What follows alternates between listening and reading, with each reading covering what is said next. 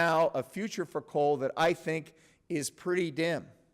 And it has to do, in some respects, with, what states are looking forward as it relates to emissions. It has far more to do with markets.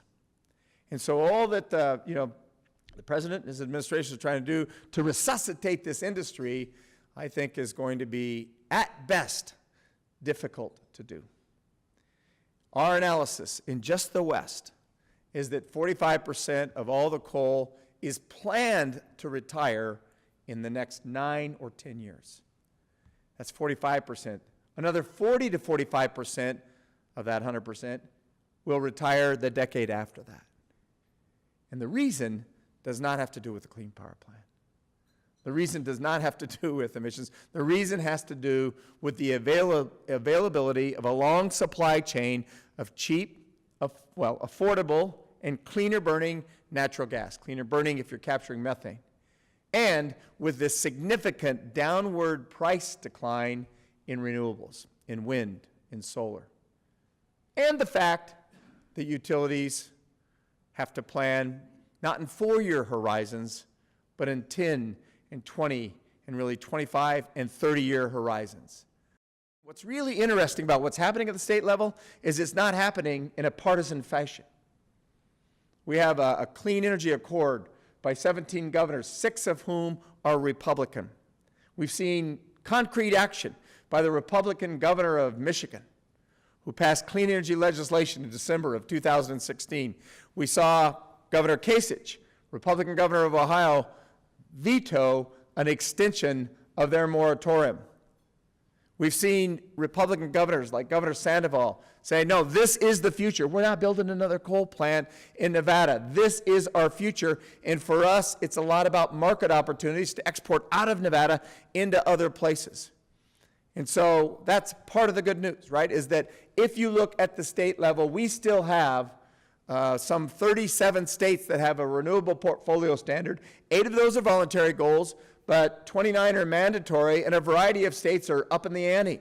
So Oregon went to a 50% renewable energy standard. California went to 50% and is considering a 100% standard. But states like New York, Hawaii, Rhode Island, Vermont, these are all states that are up in the ante on the renewable portfolio standards, and they drive markets. And then you have something that I think John's going to talk about a lot more, which is corporate purchasing. So first, solar and wind are intermittent. We can't deny it. They are, just we've got to understand how to deal with it. But they are a different quality of power than reliable power coming out of even a coal plant. But more specifically, I like to think of a gas plant. Another uncomfortable fact is storage doesn't produce electrons. It doesn't produce useful work. It's just it holds things. It's a sign of inefficiency on the system. That means I failed in my primary objective of matching supply and demand, so I've got to hold it. And then there's also leakage. So it means I'm holding it. I'm always going to return less than I got in. So that's just a fact. We need to deal with it. We need to. So sometimes we think things are just going to be these panaceas, but they can be useful parts of a solution set on the system. But we need to all embrace and understand what they really do and what they don't do. So in a way, the true cost of wind and solar, or sort of reliable power, reliable zero carbon power, is either wind and solar plus storage is what you need to equal a natural gas plant. So when you hear wind is cheaper than gas or solar is cheaper than gas, it's not quite honest, right? It's not. It's wind plus something to make it more reliable, solar plus something to make it more reliable. And we need to understand that, because as you eat through, it gets easy to do 5% or 10% in a system, but as you eat through that buffer, you then have to deal with the fact that you've got to make sure the lights stay on at 4 nines or 5 nines reliability, which is non-trivial. And so what does the system look like? What does this more dynamic system look like? How do you get there? First, you need to you can deploy large amounts of wind and solar distributed through the system. But do it in a way where you have things like natural gas plants that can actually ramp and move and accommodate, because right now they're a lot cheaper than storage. If you try to do it all with storage, you'd basically double and triple the cost. So that would get in the way of actually faster deployment. So if you want to deploy quickly, wind, solar, combined with natural gas, do it in a way where you can actually move forward. The ultimate home run would be and I hope somebody solves this one, low carbon or zero carbon dispatchable power, right? Then you've got something that really can work and can come out at scale that's very meaningful.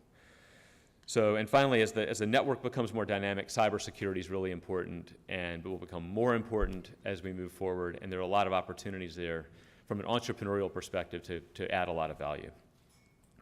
So I think one of the, just to conclude, and then we're gonna sit down and answer questions for a while, understanding what we're dealing with and acknowledging it, I think, is really, really important. It's easier once you're outside of selling something specific to really do that. So I appreciate anybody who's got, you know, a company that's really has a part in this.